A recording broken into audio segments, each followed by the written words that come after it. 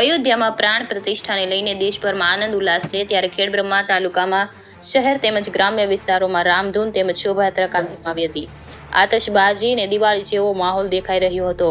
ત્યારે ઊંચી ધનાલ ગામે ધૂમધામ ડીજે સાથે રામ ભગવાનની શોભાયાત્રા કાઢવામાં આવી હતી, તેમજ ગ્રામજનો મોટી સંખ્યામાં હાજર હતા.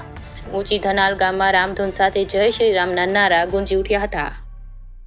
India 24 news reporter Jayesh Thakor સાથે શૈલેષ પટેલ, સાબરકાંઠા બ્યુરો ચીફ.